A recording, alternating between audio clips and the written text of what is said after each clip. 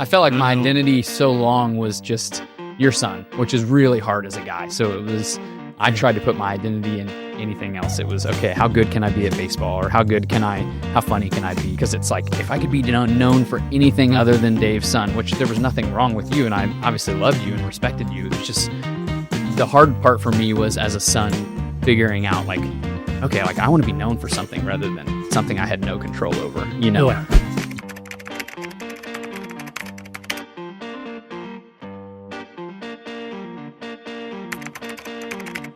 Hello, everybody.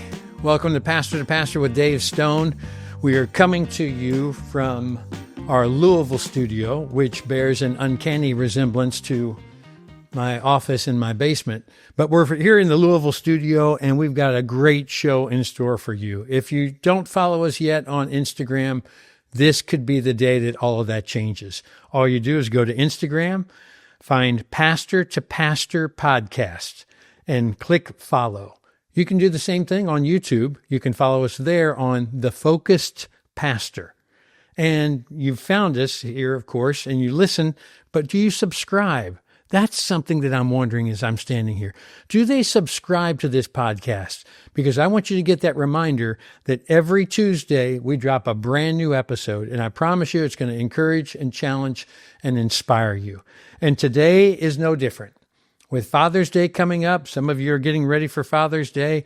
Some of you won't be listening to this then, but it will still bear fruit in your life and in your family. Because today we're going to have a conversation with a PK, a pastor's kid, someone who's grown up around ministry and been around ministry for all of their life. And we are interviewing none other than my son, Sam Stone. I have 3 kids. Savannah's 36. Sadie is 33 and Sam is 30. And I just would like to talk about that perspective of what it's like growing up in a ministry home. And I know we've got a lot of core volunteers who are listening to this. I think there'll be some great takeaways for you as well. It's a very entertaining conversation, but it's also a very candid conversation, as I even learn some things as I dig a layer deeper in what it's like to be a PK. You're part of a church, you're part of some ministry, or you wouldn't be listening to this. And yet there is a fishbowl existence for those of you who have children, for your kids, as people look to them, they listen to them, they watch their behavior. And lots of times PKs are painted with that broad stroke of either being on fire for the Lord or running away from the Lord. And I think today you'll hear a little bit of a different perspective. Let's listen in on my conversation with my son, Sam Stone. Well, thank you so much for joining me. Thanks for being a part of this. Happy to do so. We're going to dig into what's like being a PK. You know, you had 2 sisters, 2 older sisters, and you were the youngest of 3. So when was the very first time you really felt like you could tell, oh man, this is different. I'm a pastor's kid, and I'm treated differently. I'm seen differently, good and bad. When did that start to sink into you? It was today when I was invited on the Pastor to Pastor podcast. It was the first. No, I don't know. I was thinking about this on the way over. I did a lot of prep for this, but I was thinking about this on the way over, based on because everybody kind of asks. A lot of people ask me, what's it like being Dave's son? I'm like, well, that's kind of all I knew. So to me, everybody went to a restaurant and everybody talked to everybody when they sat down at a restaurant, or everybody had to stay after church for 4 hours to wait till every single person left, or everybody, the normal things. Yeah. And so to me, it wasn't that different. I feel like until I really got to college, did it really hit me like, oh, your life was different growing up than everybody else's, is what it felt like to me. And I know, having been a PK myself, that there were some great blessings that come alongside of that. There's also some responsibility. Let's start with what were some of the biggest challenges that you faced? And, we'll talk about the good stuff that came later, but we've got a lot of ministry leaders who are listening who have kids at different stages of those kids' lives and entering up maybe 18 when they're going to head out of the house. What were some of the rougher times as far as being a Christian leader's son? I think for me, First off, thanks for having me on the podcast. This is really fun. I've enjoyed the podcast. I'm biased. I do have it. I was one of your first subscribers, and so I've heard now it's in the top 100 for all faith podcasts. So congratulations, early on, even just a few episodes in. So congrats. I'm going to put you in the wheel. Thank you. But I'm honored to sit down, and it's really fun to chat through, because I really do have a heart for people who grew up the way I did. Because I think one thing that was really cool that you said challenges. I'll hit on that in a second. Early on for me, some of the pros were getting to sit with other people around the country who went through the same thing. And we'd go to North American Christian conventions and meet kids that, once a summer I'd sit down with kids that knew my challenges and got to be with them. And now it's not called North American, now it's called Spire, but got to be with people that went through the same thing I did on a similar way, that you felt like you were always looked at, or you felt like you were always being under a microscope. And kind of got to not let your guard down, but feel known a little bit in that way. So there definitely were challenges. And you're a kindred spirit with them because they knew the pressures, because they went through the very same pressures that you did. Mm-hmm. And when I think back to challenges, it's like I said, it was kind of, it was just the way I grew up. So it wasn't anything. I felt like the biggest thing, the word that came to me was identity, finding who my identity was, especially as a male. I had two older sisters, as you know, and I felt like I had the hardest time with it, because my identity was, every week at church was somebody was asking me, when's that going to be you? Or, you know what I mean? Or what are you going to do? And it was like, I felt like my identity so long was just your son, which is really hard as a guy. So it was, I tried to put my identity in anything else. It was, okay, how good can I be at baseball? Or how funny can I be? Because it's like, if I could be known for anything other than Dave's son, which there was nothing wrong with you, and I obviously loved you and respected you. It was just, the hard part for me was, as a son, figuring out like, okay, like I want to be known for something rather than something I had no control over, Yeah. And that was hard, really hard, until probably realistically college. Because in Louisville, everybody knew who Dave Stone was. Everybody knew who Southeast was. But as I got to college, it was like I went to Liberty University, and every PK in America pretty much sends their kid there, it seems like. And they're all Baptists, so no Baptists know anything about Southeast, which is helpful. If you're listening to this and you're Baptist, thank you for listening. But it was great, because nobody cared about Southeast. Everybody was a PK, and that was back to that kindred spirit we talked about. Yeah. A lot of people were kind of figuring themselves out. So for me, it was when I got to college, it was like, okay, like I feel like I can be myself.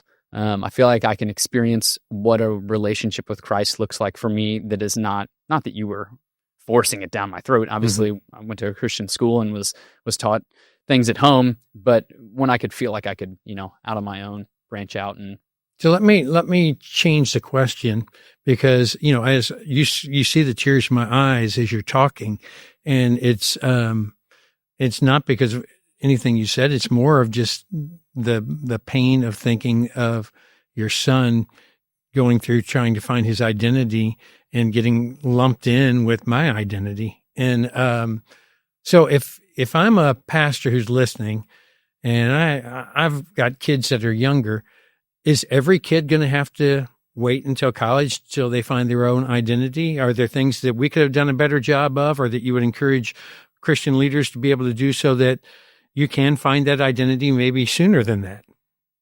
And I'm not just saying this because you're sitting here, but I feel like you did a great job of, trying to build that up in me, like in pointing out things that I did that were good that just weren't church related. Obviously, if I was in high school, I was leading a middle school group or whatever, which is awesome. But the things that I did feel like I really was passionate about, it was, I loved baseball, and you were always telling everybody you could, oh man, Sam hit a double yesterday in baseball. And it was that your encouragement there was helpful.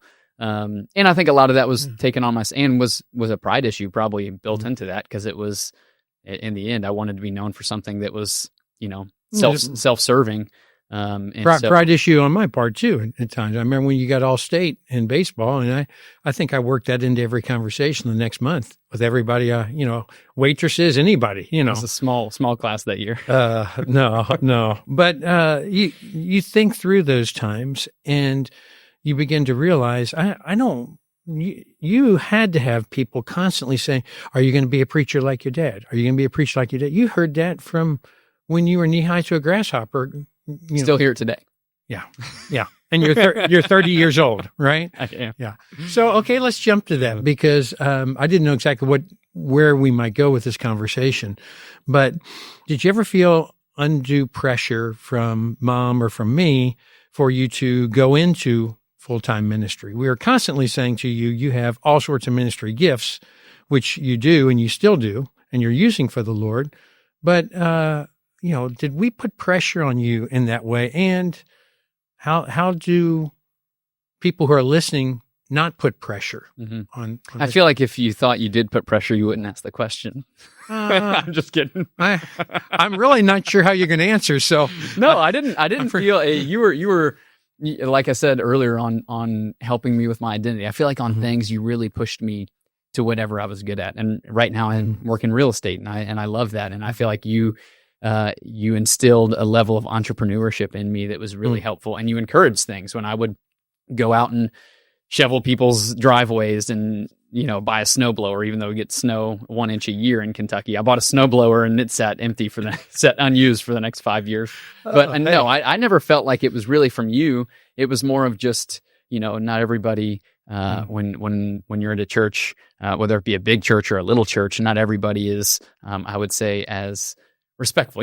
Maybe respectful isn't the word, but is as sensitive. Yeah, sensitive or graceful in the way that they say things. And as you can take, especially when you're in 13 in middle school, you can take the way that one thing is worded and feel like, well, maybe that's all I'm going to be good at my whole life. And that's kind of why I picked my college degree. I didn't feel like this call to ministry of, man, I hear people say like, man, if I don't preach, I don't know what else I would do.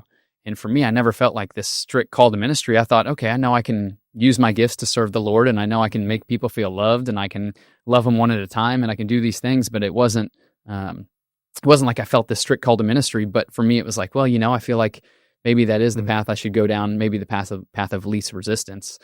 My genes probably weren't I wasn't getting a 36 on my ACT, so it wasn't your fault. It was mine too, maybe. But Mom and I together, no, we still wouldn't have gotten there. We still didn't get to 36. Take them that way.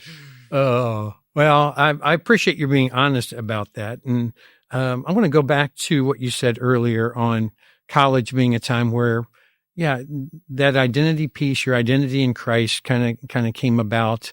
What were some pivotal times that caused you to really have that pivotal, significant moment of like, okay, I belong to Christ. I'm in Him. My identity is found in Him. What was it that happened in college? Was it friendships? Was there an epiphany of one moment, or was it something gradual, or was it just being away from us? Seriously. I think I haven't really thought of it that way. I think it's interesting because it's, as a PK, I don't think it's a bad thing or a good thing, but I think everybody deals with the fact, you heard it said a million times, you kind of either go one way or the other if you're a PK. And I felt like I was just, down the middle the whole time. It wasn't like I wasn't always making perfect decisions and I was never the crazy kid. It was more of, I feel like I got a little bit delay on my jump start of my own personal relationship with Christ, which I felt like I was saved when I was in high school and Jesus was Lord of my life, but I felt like the reasoning for making decisions that I was trying to make the right decisions in, and I definitely made a ton of mistakes, but the reasons I was trying to make the right decisions was not for, I want to honor my Father that's in heaven, or I want to, because of the Holy Spirit calling in my life, I want to live with Him first and wake up and read Scripture every day. It was more of, I respected you so much that I didn't want to, give you a bad name, or I didn't want to disrespect you. And I think that was a weird dichotomy for me to realize of, I think a lot of times I was just trying to put on a good face just to make everybody happy.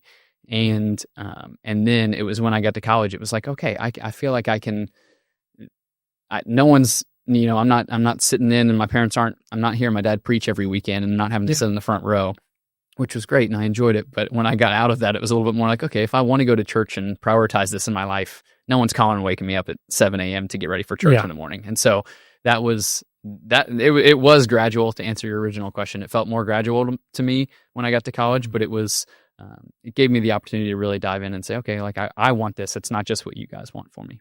I'm glad you were grounded in your faith, because you did go to a school, a large university, where you only knew a handful of people before you went. I mean, you may have known 3 or 4 people when you went. And so it really was a time for you to, quote, make a name for yourself, to use that term you used earlier. It was a time of introspection where you could say, okay, what is my relationship like with Christ? Mm-hmm. So I joke about you having ministry skills, because you have incredible skills. And there are little things that have always stood out to me about you. You remember the time when, I don't know, you were probably 8th or 9th grade, and there was a prayer going on. You know where I'm going with this? Oh, I have no clue. Okay. You remind me when you said sitting on the front row. You're sitting on the front row, 9 o'clock service. I know where you're going with it now. Now you know. Yes, Okay. I do. There's a prayer going on, and someone in the front row had evidently bumped that clock that was down there. And it wasn't a digital clock. It was a clock that had a round face on it, and you could tell. And I was supposed to end my sermon when it was straight up on the 12, and somebody had bumped it. And so it was kind of cockeyed and like sitting sideways at like 7 minutes off. And during the prayer, you remember, Oh, yeah. you went over there, you're 14 years old, something like that, went over during the prayer, straightened it up, and then came back over to me before the prayer was over. And Mom didn't have a clue what you were doing. I knew exactly what you were doing, but you did it so that when I looked down, I would know what time it was. Little things like You call it ministry skills. I would call that I just didn't want to hear 7 more minutes of your preaching. But yes, so or ADHD, whatever you want to label it as. I'm an optimist. I'm going to say if those are ministry skills, I guess I got that is ministry. I want to go back. I was listening to the Josh Howerton episode, which dropped recently, and he mentioned he was asking you if you've ever played Halo 2. And you acted like, oh yeah, Halo 2. I was never allowed to play Halo 2. What is the first-person shooter games were not allowed in the Stone household. Hey, and now they're being thrown out in podcasts with Josh Howerton. So if you haven't listened to that one, go back and listen to it. Christian gunfire. Yeah, I felt like he was next a he's going to spiritual talk man. about R-rated movies, and you're going to be like, oh yeah, I've seen that one. I'm going to have my heart broken. Oh, Josh Howard, that's one of our most popular episodes, by the way, and maybe that's why. Maybe a lot of PKs now will be tuning in to do it, but there are a lot of moments that I look back at and I'm like, oh, were we too strict? For instance, yes, and I'm sure there are a lot of Christian leaders. We'll answer that. You notice how I didn't give you a chance to answer, but you still slid in the yes, you were too strict. Let's think about cell phone. All right. Oh yeah. Was it true that you felt like you were one of the last ones in your? I probably said that. I think I got it freshman year. And you remember the reason why I got it. Oh, I know why you got it. And you guilt tripped us in. You use spiritual reasons. This is another way I know you have ministry gifts, because you use the Bible to your advantage. We were sitting in middle school church, and it was like end of 8th grade, and John McCallan's up there speaking, and long story short, you asked me and said, "How was church?" Yeah, after church, I said, "Hey, how was church? I said, worship?" I wasn't that great. I couldn't participate in worship. I couldn't worship. He had put like a text number on the screen and said, "Hey, text this number with your, the favorite worship song." like vote. You could vote for the song we would sing, and so I couldn't vote. Therefore, I said I couldn't worship. And then you did get me a cell phone plan. I got a plan that got. Do you remember how many texts I got a month? No, 300. And if friends sent me text, it counted towards my text thing. And I would have friends who would send me 300 texts and I'd have to pay 15 cents or 25 cents. And if I opened the text, so it was strict. I was not like the floodgates were opened at freshman year. It was strict. I had to slide you phone. got a good memory. I had to pay a lot of 20 cents increments. So, again, some of those habits were healthy. Is there anything redeeming that we did as things that you learned from your parents as far as that helped you in adulthood? Let's look at it that way. What are some habits that, just so that Mom and I don't feel badly, listen to this again. So what are some habits that maybe were established because you were in a ministry home that have served you well now in adulthood? It's funny you say that. I was talking with Carl Kuhl, who's a pastor in Louisville. And we were actually playing golf not long ago, and he was kind of asking like, hey, so what are some things that your parents did that you felt like, what were some benefits to being a pastor's kid? And I said, honestly, I hated, every time we'd be in the car and I'd be back there with friends and you'd be on a a death notification call, and it'd be like, you'd give me that look, like if you make a noise. Oh, and my friends didn't know the look, but I knew the look. You knew the look. And, or, going to drop off communion somewhere, or we'd get to church and I'd go down and shake every single person's hand that was elderly in the beginning. Oh, yeah. And talk with them. You were a hit. And I hated it at the time. Looking back now, in a job where I talk to people of all ages and I walk into people's houses who are all ages and all backgrounds and walks of life, it's given me a confidence to feel like I can talk to anybody, I can relate with anybody, and I can communicate in a way that hopefully is a little bit different than somebody who hasn't spent their whole entire life talking to people who are different ages from them. And so whether it be looking somebody in the eye, which I probably could be better at, but you really instilled early on, or shaking somebody's hand, or, asking questions. I still remember when we would go out to eat with people, we would get questions beforehand that we would be like, okay, we're going to sit down where everyone's going to come up with a question. Everybody's got to have 2 questions for whoever our guest is tonight. Yeah. Yeah. And so I think there were things that really helped that I see now in life, that I see why you did them. I see why it's helpful in building relationships with people and making people feel loved, because everybody wants to be asked a question. Yeah. Yeah. That's true. And I now being a granddad, seeing you be a dad, and seeing just how it is that you communicate so well with people. That's a gift that God has given to you. And I felt like you've sharpened and honed it, and you started it at a very early age. Was there ever a season where you were resentful of the church? Me personally, there wasn't a big season. You did a good job of making church fun, which I would say if you're sitting out and listening to this and you're a pastor or a church leader, challenging you to do kind of what you did and making the church not be a place of, that's where Dad works. It is obviously respect, and it's a holy place, which is one thing, but it was a place that I felt comfortable to, Christmas Day, I would come hang out for however many services you had, or, different things. I would look for reasons to come hang out. Everybody was so kind back there to me in the back, and I probably didn't sit in as many services then, but I would hang out and enjoy the Christmas gift I got that year, the GameCube or whatever. And I think you did a great job of making it, and that's what I would challenge you to be listening to. Just make it fun for your kids. Make it a time when you can, when I never went through a season where I've resented the church, because I've always loved the church and I've always felt at home there. And even though people have made me feel a different way or said things that have hurt me, they're in this church or done things that are not my favorite, that might call themselves a member of the church that we grew up in. But in the end, it wasn't the church, and I understand that. But in the end, it really was cool to see. Obviously, you did work a lot, and obviously you poured yourself into messages, and you poured yourself into.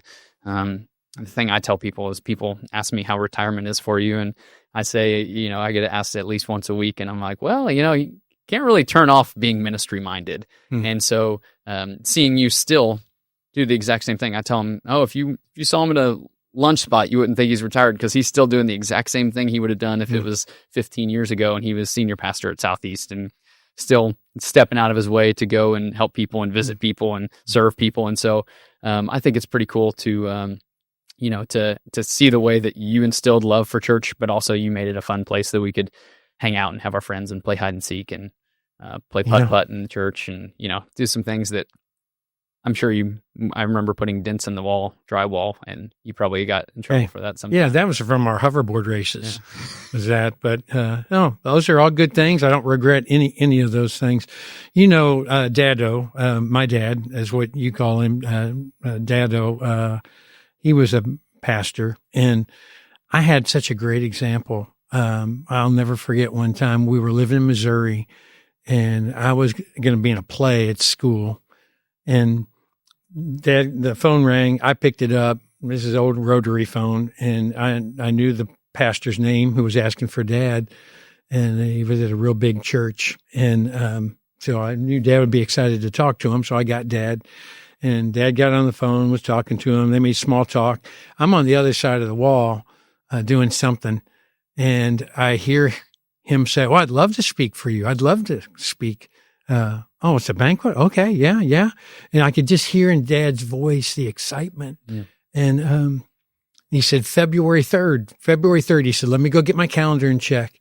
And it was up in his bedroom. And when he said February 3rd, Sam, my heart just sank. And because I knew that was the night of the play. Mm-hmm. And He came bounding back down the steps. I could hear him flipping through the pages, and he picked the phone back up and said, February 3rd, February 3rd.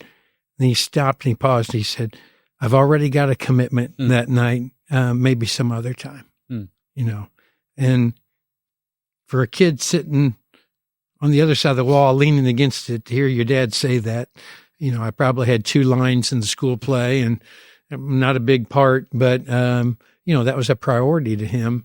And you love to see it when someone in ministry communicates to a child, even unknowingly, hey, you're loved and you are more important than my ministry is or my congregation is. And I think that's something you did great with too, in making it to where obviously there was always somebody who needed your time. There was always somebody who, your phone was always ringing with something, and somebody that you could be helping with a kingdom-minded help, and someone that needed something that was more important than my middle school baseball game, but prioritizing that was important to you was definitely felt and did mean a lot to me. Well, I always tell parents, get your kids' schedule as early as you can, block it out, and you can simply say, like Max Lucado said, Max said in his interview when he said, I already have a commitment then, or I got something going on during that time slot. Sorry, I can't help you. And that communicates to the family that they are more important. I think you have heard a little bit about when we had our third child and that there was some discussion prior to that on whether we were going to have a third child. I came from family with just a brother, and mom came from one with 4 siblings that she had. So she felt like we needed at least 3. And I'm like, hey, we're good with 2. So we had this prayer journey going back and forth on it. And I was working a whole lot of hours here at Southeast. And at the time we were in a building program to build this campus. And I didn't feel like I was giving your sisters the time that they deserved. And so I remember us going back and forth with it. And I said, I just don't think I'm giving them the time that they deserve. And I don't know what it would be like then to have a third. And I'll never forget what Mom said, because she said, I don't want to drive past that church and resent that church, because we didn't have a third child, all because you were working so many hours. And you talk about a wake-up call. Then to have you, and 4 years later, to every time we would drive past a church building, you would say, cross, cross, cross, cross, cross, cross. And that was a complete sentence to you. Still is. You've made it this far. You're like, wow. But, we knew God led me to that point, and I'm so glad that he did, because of the fact that to see you being used in ministry and your sisters being used in ministry, all of you serving in churches and in some capacity, and you being a deacon here, those are moments where it's like, man, if your kid grows up and they love Jesus and they love the church, that's something that you can say, wow, thank you, Lord. I'm pleased that that's how it turned out. If I can go back 1 second, I think it's something not to miss is that if you're listening to this and it's, you feel like, oh, maybe I'm at that point where I'm 4 years in, I have a 4-year-old and I feel like I haven't given as much time to him. I don't remember any of the times that maybe it's just me being forgetful sometimes, but I don't remember any times where I felt like, oh, Dad wasn't, you weren't there when you needed to be or anything like that. And so kids have short memories a lot of times, and and so don't be down on yourself if you feel like, oh, maybe I haven't been the best. You did a really good job of creating. It's like it's the Jim Halpert in the Office episode. You remember he goes to the party. I can't remember, some office party. He's like, all you got to do is take a picture while you're there, be there for a big moment, and then sneak out. And so it's like, you do something big. And we would go to the All-Star game in New York. So maybe you worked a month straight and you were never home. But I remember in 2006 and 2008, we went to the MLB All-Star game and Home Run Derby. Dude. I'm never going to forget those. So maybe if you have been a little bit away from your kids, maybe take them on a big trip and go see a cool game. And maybe for a son like me, it's a little bit short-term memory loss, but we had some really fun times. We did. One thing we did do was we did alternate trips, and it would give me time with the kids. So, yes, I tried to spend time apart from those trips, but we would take turns, and I would say yes to outside speaking based upon which kid could go to it. If there was a MLB team in that city, you did a good job of making it, having a spiritual lesson. I remember, I don't know how old I would have been in 2006, 11, or 2008 was New York. I was 13. Yeah. And I remember it was Josh Hamilton won the home run derby, and he just hit 80 home runs or whatever he hit. And we were in right field for it. It was awesome. And I remember that night you were just sitting there and we're going to bed and you just saying like, I wonder what it would take to get people to cheer for Jesus as loud as they do for a baseball player. And it's still to this day, I remember it. It was 17 years ago. And so you did a good job of taking, some of them are a little corny, but some instilling spiritual lessons in the way that we would go on trips and do things. And it wasn't always New York City for a big expensive ticket. No. It was, we'd drive to, middle of nowhere, Tennessee, and I'd go to a church with you and do those things. So in Savannah, if Savannah's listening to this, we went to Olney, Illinois. And the big thrill was I stayed in a hotel. I spoke for a hospital. We stayed in a hotel that had a swimming pool. And the big thrill for her, you know what it was? It wasn't an all-star game or home run derby. It was the fact that I pulled the window back and she got to put her hands up outside the window because Mom wouldn't let her do that. That's funny. And she said, is there any way we can turn the music up as loud as I want? I said, baby, you crank it as loud as you want. She had some music, some song cranked as loud as can be. She's probably 9 years old at the time. Funny. So yeah, look for those moments that you can have with your kids and make those memories. It doesn't have to be something big. Yeah. And when I think about home run derby, I think about the fact we should be in Guinness Book of World Records for that, because we did both catch a ball. Mine was in batting practice, David Ortiz, and yours was Grady Sizemore's 6th home run or 5th home run, something like that. So if you can go back and watch it, 2008 home run derby, you're wearing a fluorescent yellow shirt, fluorescent as can be, and I'm standing. I still remember that was so. Oh. I remember they passed out little $100 bills that were like fake. Do you remember this? No. It was like some advertisement for the place. I thought it'd be really funny to get them all and collect them. So it looked like I had a lot of cash. Yes. But we leave the stadium at 1 a.m. or whatever we did. Yeah. And I'm sitting on the subway in New York City, flipping through, making it look like I have about $5,000 worth of cash in my hand. And you're like, Sam, put that away right now. You thought we were going to get mugged on a New York rolled City right subway. there.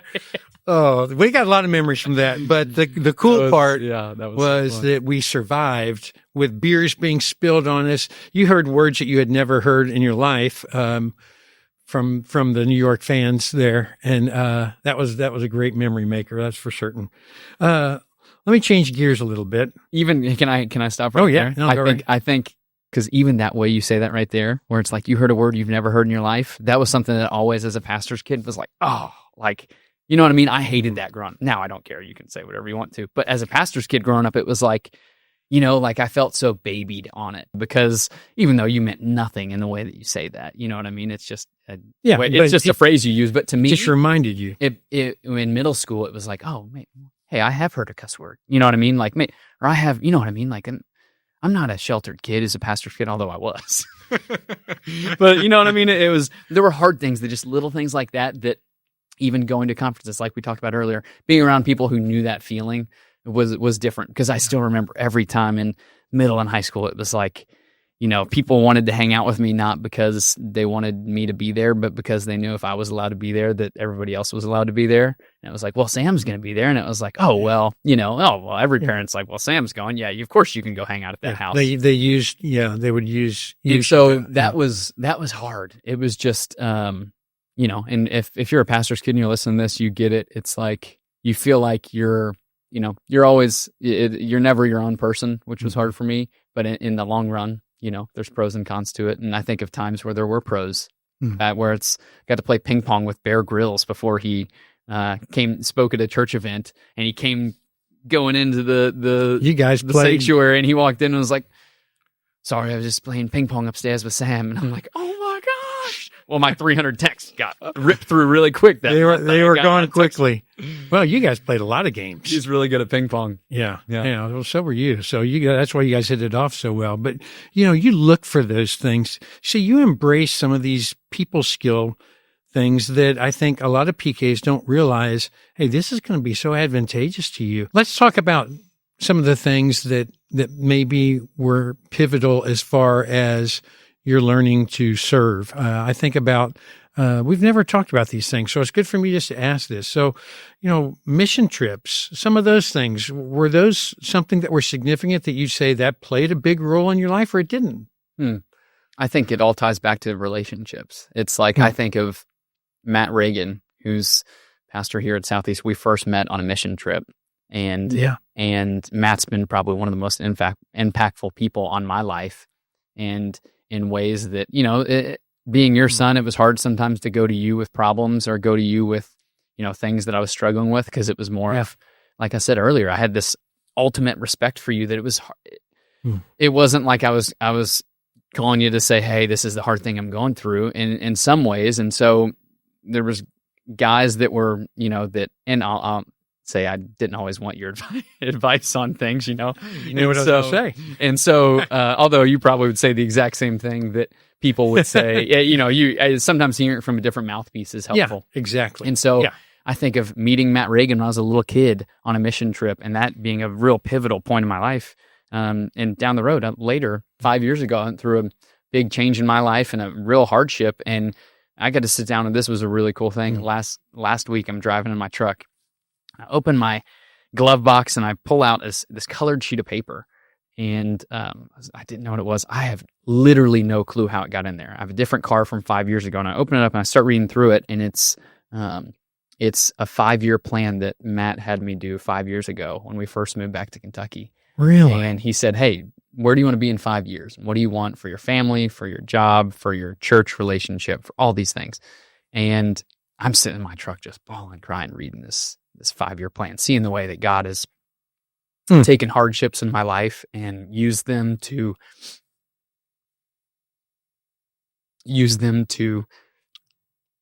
grow our relationship and grow my relationship with my wife and my family. And if you didn't think we were sons before this, they'll know now. And so reading through that was really impactful, and seeing the way that Matt had me sit down and chart out where I wanted to be and who I wanted to be and who I was. And I was going through a time when that was an identity crisis for me on who am I going to be? Am I Dave's son? Am I all these different things? And looking back, I got to see, the way that he was so impactful for me, and the way that ties back to a mission trip when I was, 7 years old, to Dominican Republic with Go Ministries and meeting him there. And it really was times like that are what I look back, and I obviously remember the little things, but there were trips like that really were pivotal in my life, that were memorable. And like you've said before a lot, is times when you really instilled service in us. And it wasn't there was never a time that it was, oh, you're the pastor's kid, so you don't need to, be serving. And so for me, it was, serving in middle school. When I was a high schooler, leading a middle school group and leaning in that way. And I was already going to be at church, so why not do something? And to now still I get to lead a man challenge table on Thursday mornings with a group of guys. And well, there's one thing we were always trying to instill. I don't know if we did, but we have these expectations, not because you're the pastor's kid, but because you're a Christian. Mm-hmm.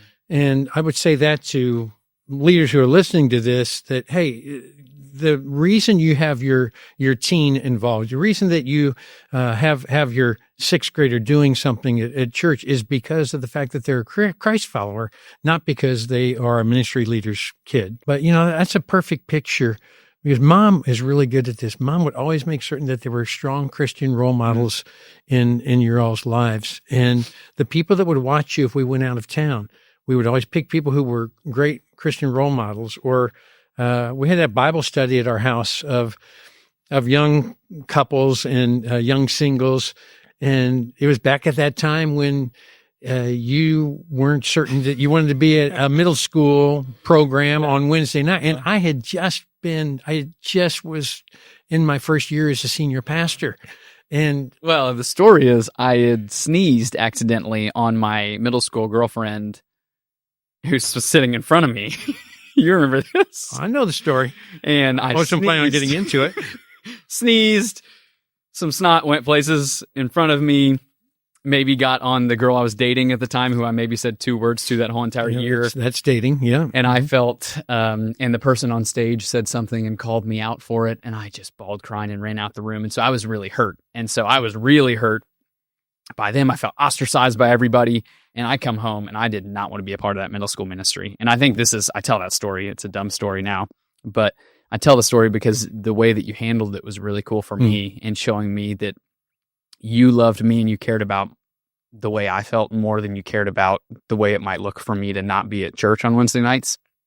And, I didn't, for a year or two there, I didn't go to Wednesday night middle school church. And it was when you first started, when you were first senior pastor at Southeast. And it was, I'm sure, it's easy. It would have been, you sit in a meeting and it's easy for the middle school pastor to say like, hey, how does it look if the senior pastor's son doesn't even attend what he's supposed to be attending, and how's that going to help us build this? But even though it was for a dumb reason at the time, I think it was cool to see the way that it wasn't always by the book with you. It was more of relationship with me. I felt like was high priority to you, and my feelings weren't. It wasn't church first. This might look bad. It was more of how am I going to feel? Well, different things for different seasons in different kids' lives. And in that season, that was the best thing for you for that next year. And I think you've been asking me a lot of questions as a pastor's kid, but there's 2 pastor's kids behind this table. So for you as a pastor's kid with Dado, who I'm named after, being, a pastor as well, what was it like, your journey of, you obviously went into ministry. What was it like figuring that out for yourself as somebody who is a pastor's kid? Well, you're not supposed to be asking me questions, but the journey was just that. It was a journey. It wasn't, I'm going to be a preacher. But God worked upstream through tragedy. You've heard us talk about it. When I was very young, around a little over 6 years old, family was in a car accident, a terrible car accident, hit head on, 55 miles per hour, car coming toward us, hydroplaned, and we were just out in a field is where we got knocked out to. Dado had his glasses shattered on steering wheel, 21 pieces of glass in his eyes. Mom, Nana, was had a skull fracture in the back seat, bleeding out. And it was a really traumatic moment. My brother, Jeff, was thrown from all the way from the back up to the front. I had a seatbelt on. They only had seatbelts on the front seat at that time. And, didn't know if Mom was going to live. But what I remember most vividly about that was the sound of sirens coming as we waited for the ambulance to come. And we just stayed in the car because Dad couldn't see. And he just started quoting the 23rd Psalm. The Lord is my shepherd. And he just worked his way through. And that's the only things he said. And he kept checking on us, but he went through the entire 23rd Psalm. And so I was very blessed to have a father who, when the sirens of life sounded, he beat a path to Scripture. And I think that's something I could have done a better job with you and with your sisters, is setting that example like my dad set for me. But in the most tumultuous moment of his life, with his wife hanging by a thread, for him to go to God's Word was really powerful. But it went a step further than that, Sam, because Mom was on bed rest for basically the next year and a half, and she needed to take a nap every afternoon for about 3 hours. And if Jeff and I were both there, she wasn't going to be taking a nap because 2 rambunctious elementary school kids. And so Dad would take one of us with him. And so just exposed us to so many different things. I learned how to lead someone to Christ. I was at hospital visits. I heard my dad talking to people about how to get involved in the church and use their gifts, and got this ministry internship at a very young age. And that attracted both your Uncle Jeff and me to go into ministry. Well, I hope you enjoyed that conversation that I had with Sam. That was special for me. I appreciate you indulging us on that. But I also know that there's some things that you can have as takeaways. If you have kids and God has blessed you with children, whether they are adult children now or whether they're still in those younger years, I know that there's some takeaways for all of us. The ones that stood out to me the most were just the fact that there were Christian role models that he had in his life. And there were times where he didn't feel as comfortable talking to mom or dad, but he sought these other people out. And let me tell you, man, that will always bear fruit. And he talked about Matt Reagan. There were a lot of other people in addition to Matt that were pivotal and significant in his life. And I loved how he talked about what is going through the mind of a kid, and at times how it is that when you are the pastor's kid or your parents are Christian leaders, people look at you a little differently. And there was one time when I said, yeah, you probably still get that sometimes of people saying, are you going to be a preacher someday? And he was very honest in saying and candid, yeah, I still get that. And he's 30 years old. I love just reliving some of the memories of trips that we've had. There's the home run ball, because he even went to the trouble of making a little case. Grady Sizemore, 6 home run, 2008 home run derby, Yankee Stadium. So this sits in my office and means an awful lot to me. I think the most important part of our conversation, though, was just talking about identity and how it was that he had to carve out an identity for himself. And I think as Christian leaders, sometimes we underestimate how our identity gets forced onto a kid. And I know that there are some of you who are listening right now, and you got a prodigal son, you got a prodigal daughter, and you hear this laughter and this relationship that we have. And right now, that's not the relationship that you have with your son or daughter. And I just want you to hold on to hope. God specializes in incredible turnarounds. And to hear my own son say that there were times of hardship, which I'm well aware of, and difficulties that he went through. And there were times where he didn't feel like, he felt like he was more in that lukewarm category. And yet God did something in those times and worked in those times. And I'm here to tell you, pastor to pastor, don't give up.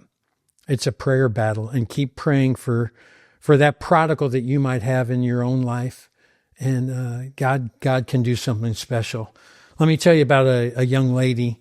My wife and I met her about 12 years ago. Her name was Lolly, short for Lollipop.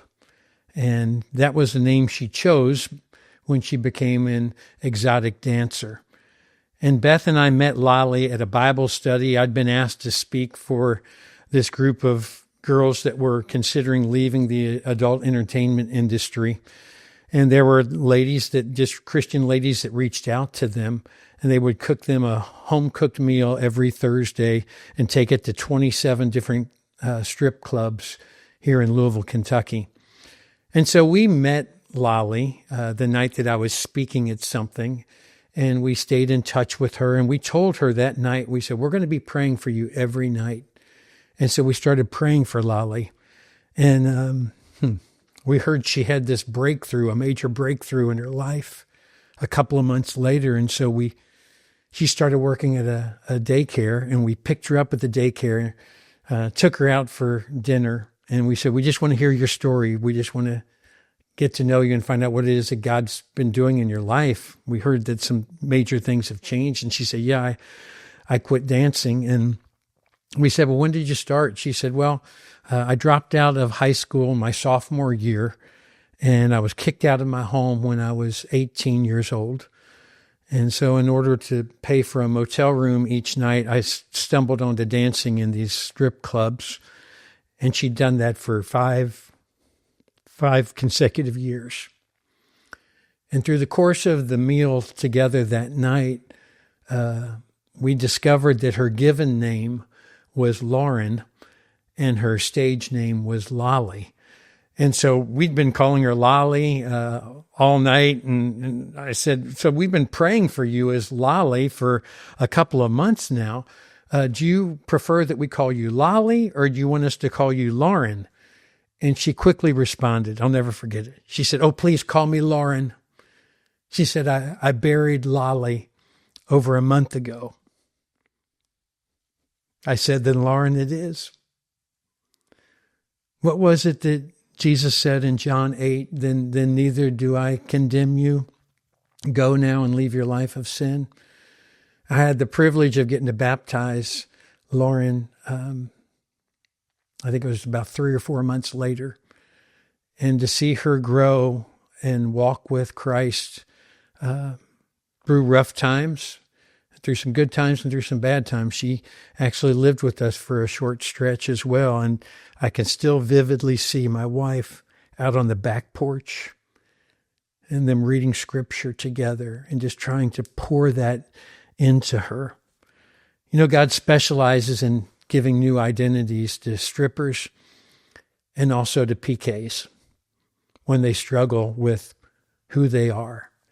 But when they find out that their identity is in Jesus Christ and not in what their parents do or not in what they used to do for a job, God can do some pretty incredible things, because now they realize that their identity is in Jesus and they have a heavenly Father and that they are a child of God, and that's where their identity is.